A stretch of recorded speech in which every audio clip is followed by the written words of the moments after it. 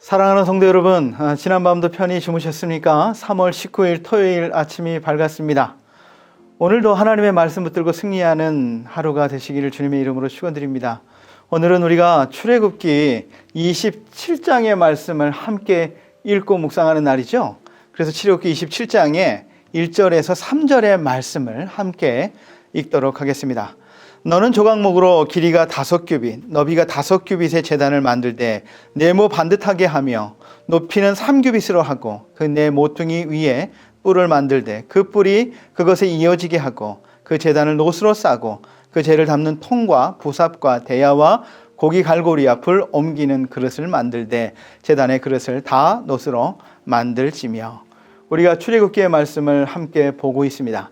이스라엘 백성들이 애굽에서 430년 동안 노예 생활을 하다가 이제 드디어 모세의 인도로 애굽에서 나와서 이제 홍해를 건넜습니다. 그런데 가나안 땅으로 바로 들어가는 것이 아니라 오히려 남쪽에 시내산 밑에 이스라엘 백성들이 머물게 되지요. 그리고 그곳에서 약 11개월 동안 머물게 되는데요. 하나님께서는 그곳에 머무는 동안 하나님께서 십계명을 주셨고 또한 성막을 만들라 이렇게 말씀하셨습니다. 그래서 출애굽기 25장, 26장, 27장의 말씀이 성막을 어떻게 만드는지 하나님께서 자세하게 설명해 주신 내용들을 담고 있습니다. 그래서 제가 그 성막의 전체 모습을 시각자료로 한번 여러분들에게 소개해 드리도록 하겠습니다. 성막이 보통 이렇게 생겼는데요. 길이가 이 성막의 뜰이죠. 성막의 뜰의 길이가 100규빗이라고 했습니다.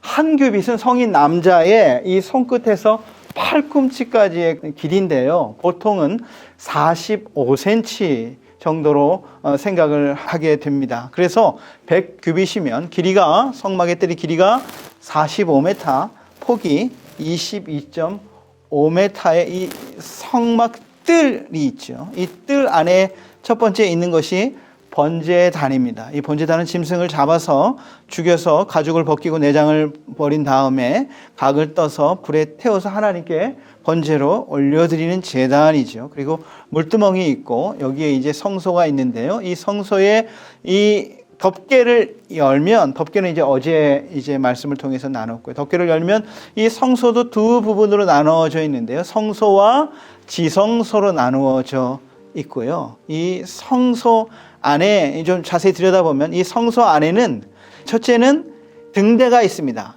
등불을 켜놓는 등대가 있고 이쪽에 떡상이 있고 여기에 이제 창을 피워서 분향을 하는 분향단이 이 성소에 있습니다. 그래서 제사장이 매일 들어와서 이 저녁이 되면 이 등대에 불을 켜야 되는 것이죠. 그리고 이제 더 안쪽에 있는 지성소죠. 가장 안쪽에 있는 지성소는 아무도 들어갈 수 없는 장소입니다. 이것은 하나님이 임재의 장소이고 1년에 단 한 차례 대제사장이 대속죄일에 백성들의 죄를 사하기 위해서 이곳에 들어가서 하나님을 만나는 장소가 지성소이죠. 지성소에는 이 언약궤가 있습니다. 언약궤라고도 하고 증거궤라고도 하는데 왜 그러냐면 이 안에 하나님께서 주신 십계명의 두 돌판이 이 안에 들어있고 나중에는 만나와 그 다음에 아론의 쌍난 지팡이가 이 안에 보관되게 되어 있는데요. 이 덮개는 천사들 그룹이 날개를 펴서 서로 마주보고 있는 모양으로 덮개를 만들어져 있는 모습의 모양이 이 언약궤라고 할 수가 있습니다. 이 성막을 통해서 하나님께서 우리에게 알려주시고자 하시는 성막의 의미는 한 두 가지로 정리를 할 수가 있는데요. 첫 번째로는 하나님의 함께 하심이십니다. 출애굽기 25장 8절에 하나님께서 이렇게 말씀하고 있어요. 내가 그들 중에 거할 성소를 그들이 나를 위하여 짓되 그랬습니다. 하나님께서 우리와 함께 거할 성소를 만들라 그랬습니다. 하나님이 우리와 함께 거하시겠다. 그래서 성막을 만들라 이렇게 말씀하고 있는데요. 여기에 거한다는 단어가 텐트를 친다라고 하는 단어죠. 우리 담임 목사님께서 여러 번 이 말씀을 하셨는데요. 요한복음 1장 14절에 이렇게 말씀하고 있죠. 말씀이 육신이 되어 예수 그리스도에 대해서 말씀하고 있는 것인데요. 말씀이 육신이 되어 우리 가운데 거하심에 우리가 그의 영광을 보니 아버지의 독생자의 영광이요 은혜와 진리가 충만하더라. 여기 거하시다라는 단어가 바로 위에 거한다는 단어와 똑같은 텐트를 치신다는 거예요. 하나님의 아들이 육신의 몸으로 이 땅에 우리 가운데 거하시기 위해서 텐트를 치시고 거하시기 위해 이 땅에 오셨다라고 하는 것이죠. 여러분, 예수님의 이름이 무엇이죠? 이사야서에 보면 처녀가 잉태하여 아들을 낳을 것이요 그 이름을 임마누엘이라 하리라 그랬어요. 예수님의 이름 가운데 임마누엘이라는 이름이 있는데, 임마누엘은 하나님이 우리와 함께 계신다 이런 뜻 아니겠어요? 바로 하나님께서 우리와 함께 거할 텐트를 치시는 것이 바로 성소이다라고 하는 것이죠. 그러면 오늘날에는 어떻습니까? 바울은 더 나아가서 고린도전서 3장 16절에 이렇게 말하고 있어요. 너희가 하나님의 성전인 것과 하나님의 성령이 너희 안에 계시는 것을 알지 못하느냐. 이제는 하나님의 영이 우리 안에 계시기 때문에 이제는 우리 자신이 하나님이 거하시는 성전이 되었다 이런 것이죠. 그래서 바로 이 성막의 의미는 하나님이 우리와 함께 하신다라는 의미를 가지고 있습니다. 두 번째로는 피의 제사를 통해서 죄 사함을 받는 것이죠. 여러분, 성막에서 이 성막을 첫 번째 입구로 들어가면 무엇과 마주하게 됩니까? 번제단과 마주하게 되는 것이죠. 그 번제단을 통해서 우리의 죄를 대신해서 희생해 죽는 짐승의 제사를 통해서 우리의 속죄의 모습을 그림자로 보여주고 있는 것이죠. 나중에 이것은 예수 그리스도를 통해서 완전하게 성취되는 것 아니겠습니까? 그래서 이 성막을 통해서 피의 제사를 통해서 우리의 죄가 사해지는 모습을 우리에게 보여주고 있다라고 하는 것입니다. 오늘 이제 우리가 출애굽기 37장에서는 하나님께서 우리에게 번제단을 만들고 성막들에 대해서 말씀해 주셨고, 그 다음에는 성소에 있는 등불 관리에 대해서 말씀해 주고 있는데 그것을 다 설명할 수가 없기 때문에 잠깐씩 보도록 하겠습니다. 첫 번째, 번제단은요, 그 성소에 있는 기물 중에서는 가장 큰 기물이에요. 이곳에서 짐승이 이제 희생이 돼서 여기에서 불태워져서 하나님께 올려드려야 되지 않습니까? 그래서 길이가 5규빗, 높이가 3규빗이나 되는 아주 가장 큰 그런 성소의 기물이 되겠습니다. 이 기물은요, 완전히 노스로 만든 것이 아니라 속에는요, 나무의 그 노스로 포장을 한 것이죠. 시띠나무라고 하는 그 나무의 노스로 포장을 해서 이렇게 만든 것이죠. 이게 완전히 전체가 노스로 만들어졌다고 하면 너무나 무거워서 광야에서 이것을 지고 옮길 수가 없지 않겠습니까? 그래서 하나님께서는 그 시띠나무에 노스를 입혀서 이 번제단을 만들라 이렇게 말씀하고 있습니다. 그 다음에 이제 뜰은 아까도 얘기했듯이 장이 100규빗이요 광이 50규빗이고, 이곳에는 이제 백성들이 하나님께 제사 드리기 위해서 짐승을 가지고 이 안에 들어가서 짐승을 자신이 잡는 것입니다. 제사장이 잡는 게 아니라 자신이 잡아서, 그리고 그 전에 그 짐승에게 안수하지요. 그래서 내 죄를 짐승에게 전가하고 그 죄를 뒤집어 쓴 이 짐승이 그곳에서 죽임을 당하고 불태워지는 이 공간이 이제 성막의 뜰이 되겠습니다. 이 뜰을 어떻게 만들어야 되는지 하나님께서 자세하게 설명해 주셨죠. 성소 안에 이제 등대의 등불 관리를 어떻게 해야 되는지도 27장에 나와 있는데요.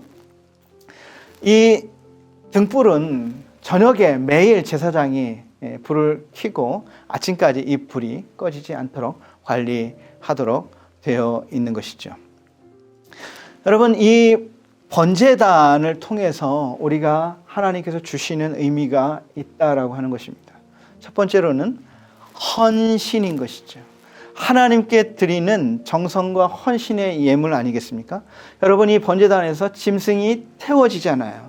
그리고 불살라서 하나님께 드려지지 않습니까? 그런데 레위기 1장 9절에 보니 이렇게 말해요. 제사장은 그 전부를 제단 위에 불살라 번제를 드릴지니 이는 화제라 여호와께 향기로운 냄새니라. 하나님이 받으시는 이 불태워지는 짐승을 하나님께서 받으시는 향기로운 냄새다 이렇게 표현하고 있는데 이게 레위기 7장까지 11번이나 계속해서 반복해서 여호와께 향기로운 냄새라 그러고 있어요. 그래서 하나님께 아름다운 헌신의 예물을 의미하고 있는 것이지요. 여러분, 그런데 예수 그리스도를 통해서 오늘날 우리는 더 이상 하나님께 이런 번제를 드릴 이유가 없지 않습니까? 그러면 오늘날에는 우리가 어떻게 하나님께 드려지는 향기로운 냄새의 헌신을 드릴 수가 있겠습니까? 로마서 12장 1절에는 이렇게 말씀하고 있죠. 로마서 12장 1절 2절이 말씀입니다. 그러므로 형제들아 내가 하나님의 모든 자비하심으로 너희를 권하노니 너희 몸을 하나님이 기뻐하시는 거룩한 산 제물로 드리라. 너희가 드릴 영적 예배니라. 너희는 이 세대를 본받지 말고 오직 마음을 새롭게 함으로 변화를 받아 하나님의 선하시고 기뻐하시고 온전하신 뜻이 무엇인지 분별하도록 하라 그랬습니다. 오늘 우리는 더 이상 짐승의 제물을 가지고 하나님께 헌신할 필요가 없어요. 대신에 오늘 우리는 우리 자신을 거룩한 산제물로 드릴 수 있는데 어떻게 하라고요? 이 세대를 본받지 말고 오늘 우리 자신이 하나님의 선하시고 기뻐하시고 온전하신 뜻이 무엇인지를 따라 행하게 될 때에 우리 자신을 하나님께 드리는 거룩한 산제물로 하나님께 올려드리는 헌신을 드릴 수 있다. 그렇게 말씀하고 있습니다. 저와 여러분이 오늘 우리의 삶을 통해서 하나님의 기뻐하시는 뜻, 온전하신 뜻을 따라서 하나님께 드려지는 거룩한 산제물로 드려지는 그런 복된 헌신의 삶이 되시기를 축원드립니다. 두 번째로는 바로 희생인 것이죠. 바로 우리의 죄를 사함받는 의식입니다. 여러분, 그 제단에서 어떤 일이 일어납니까?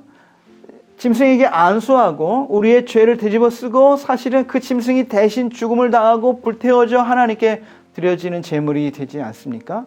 그런데 사실은 인간의 죄를 대신하기 위해서 사실 인간보다 못한 짐승의 피를 통해서 인간의 죄가 사해질 수가 있습니까?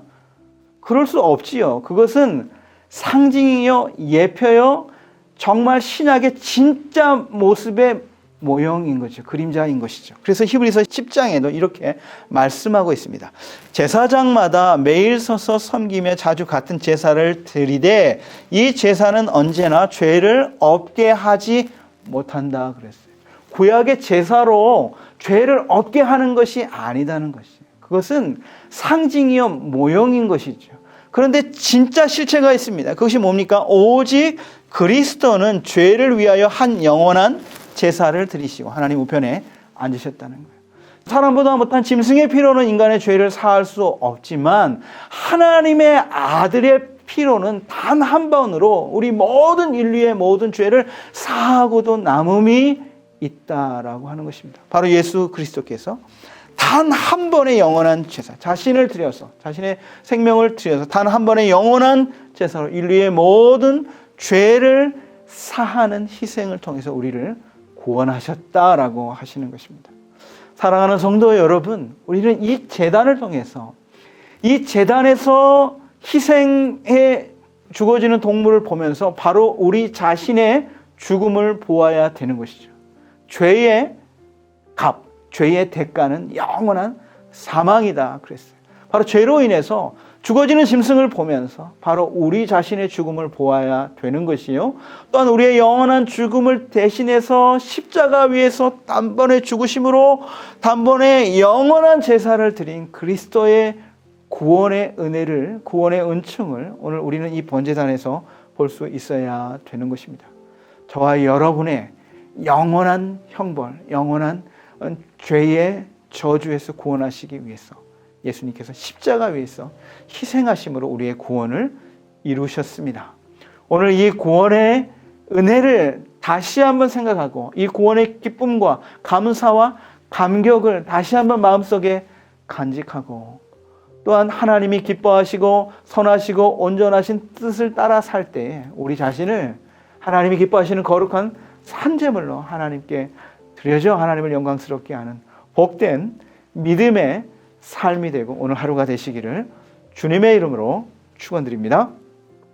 기도하겠습니다. 참으로 좋으신 하나님 아버지, 영원한 죄악 가운데 있었던 우리들, 저주 가운데 있었던 우리들을 구원하시기 위해서 십자가에서 우리를 구원하신 주님을 찬양합니다. 오늘 이 번제단을 통해서 다시 이 세상에 우리를 구원하기 위해 오실 예수님의 모습을 바라봅니다.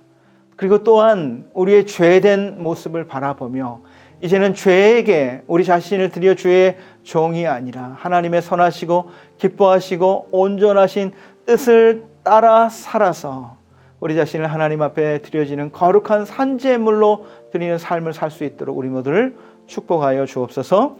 예수님의 이름으로 기도드리옵나이다. 아멘.